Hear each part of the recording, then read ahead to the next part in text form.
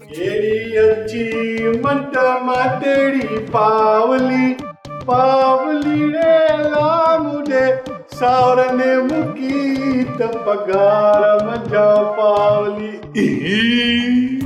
बुध कुछ ॾींहंनि खां वठी तोते टोनी जो असर कोन पियो थींदो वञे।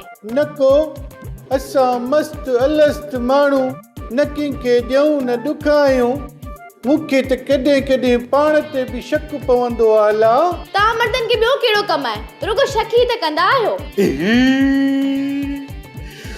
तूं बि का सफ़ा कमकड़ी आला असुल मसीत जो कखा मसी जो कख न आहियां त हरू भरू कख पन बि न आहियां जो हर को फूक सौराए छॾे। उडार बि त बिंबोरी आला माना त मां भंबोरी आहियां। न न तूं त गाड़ी क्वार थी लॻी अला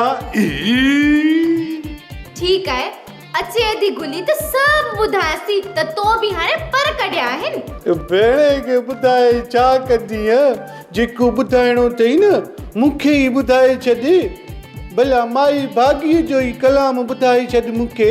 गोली त चवंदी त मुंहिंजो मुड़ुसु ॾाढो सादड़ो आहे पर हाणे ख़बर पई तुंहिंजी हिन सादगिरी जी। न सादो आहियां न ऊचो आहियां मां जो ई आहियां सो ई आहियां तुंहिंजो पंहिंजो आहियां ला। छा पंहिंजो? हा तुंहिंजो भेणी वेझो आहियां तुंहिंजी भेण जो मुड़ुसु आहियां त तुंहिंजो पंहिंजो थियसि न। हा बिल्कुलु सही थो चवी। मां सही त चवंदो आहियां रुगो तव्हां पंहिंजा ज़हन सही कयो। भला हिन घर जा ॿिया भाती काॾे विया आहिनि हलिया पिनण विया आहिनि छा? अब्बा ऐं अम्मा शहर वियल आहिनि ऐं अधी गुली धनुअ जे घर वियल आहे। चङो भला मूंखे मानी आणे ॾे सुबुह लाकू लंघण ते आहियां। ए मिस्टर गुलू मां तुंहिंजी ज़ाल न आहियां जो ऑर्डर तो हलाईं। अली तोखे बि का चिड़ण जी बीमारी आहे अलाए छा जल्दीअ में चिड़ी थी वञे। मानीअ जे नाले चयो माए ॿी कहिड़ी भरे बंदूक आई माए पई थई बोची खाने में पाण वञी खा।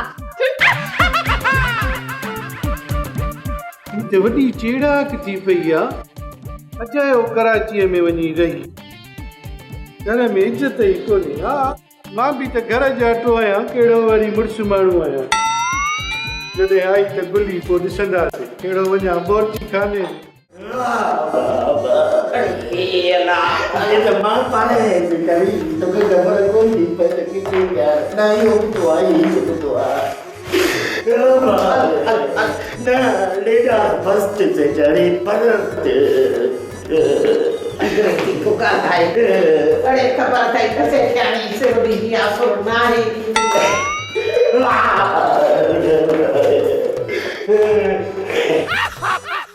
सोप सीरियल मश्करनि जो ॻोठ सीज़न 2 जा तमामु एपिसोड्स ॾिसो हाणे HD क्वालिटीअ में। विज़िट करियो असांजो YouTube channel Sindh TV HD drama.